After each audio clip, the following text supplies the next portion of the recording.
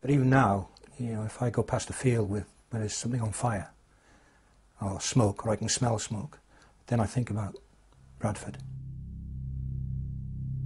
I can see the orange of the flames. The game is actually stopped here at Valley Parade, and they're running out of the ground now from that far end at this moment. People are spilling onto the pitch, and we can see the flames going up into the air there, and people are running around. They're running around beside us, they're running around all around us, and people are saying, get onto that pitch. Let's get all those people out of there. Let's get those people. Just take your time. Don't rush. Go down there. Take your time going down there. Don't pull on the wires. Keep the electrics over there. Keep them. Take their time. Don't rush. Don't push. Watch for the kiddies. People are coming round us. You can hear the heat. The smoke coming everywhere. We are going to have to disconnect very shortly. It was a beautiful day. Fantastic. The sun was out. There was such a carnival atmosphere there, really. I don't think anybody was taking any notice of the football. It was colourful. The whole day it was balloons, there was people were singing.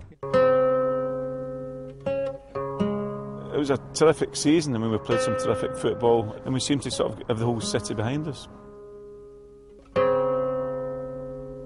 Nobody could have thought what was going to happen. The 1984-85 season had been Bradford City's best in living memory. Their brand of exciting and attacking football had seen them crowned champions of Division 3, their first promotion in nearly 50 years. Oh, what a finish by Bobby Campbell!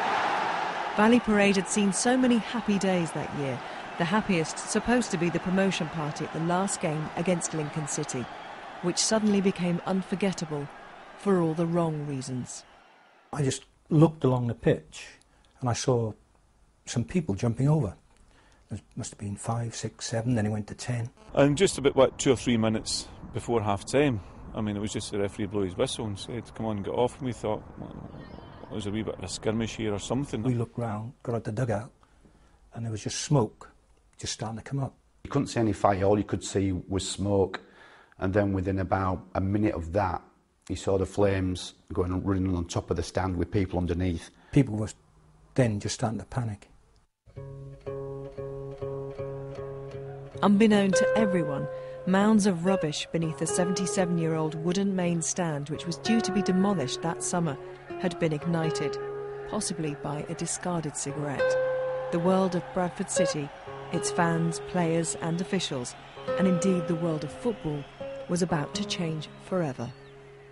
And I don't think I was totally aware of the enormity of the disaster until maybe a minute in, a minute and a half in, when one person came onto the pitch with his hair in flames.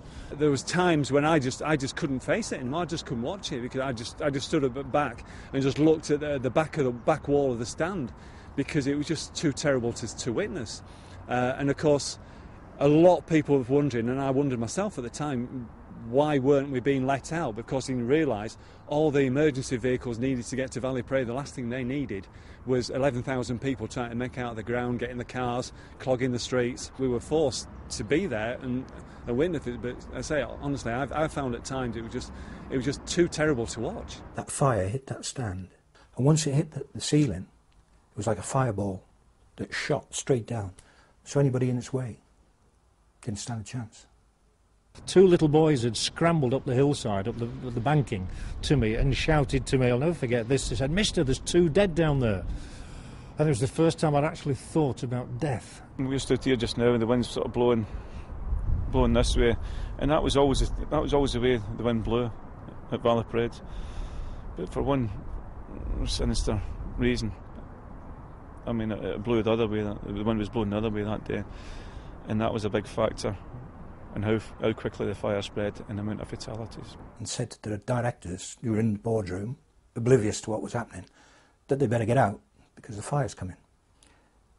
So I'd gone then to the players' lounge and told them to get out. And now I thought to myself, how do I get out? So I did something that you see in the movies. I threw a chair through a window and just jumped. Once you got outside the stadium, then there were people running around with obviously major burns, some with no shirts that had been ripped off and burnt, and families had been split up, so they didn't know whether dads, mums, so it was quite horrific.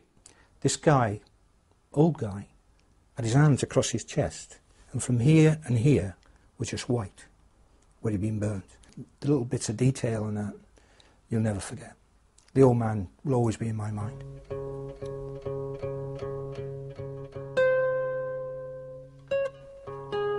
In just 4 minutes, 52 people lay dead, and 255 were injured.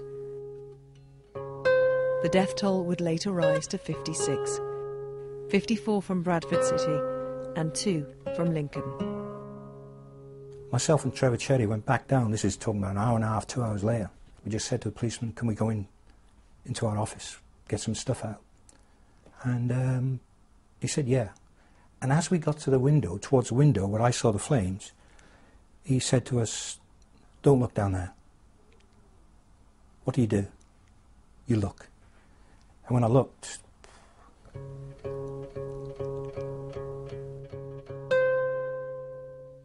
we saw real life tragedy. We didn't want to, and and the irony was that stand roof only had to last another hour, having been up there for 77 years. They died come down here to support their team.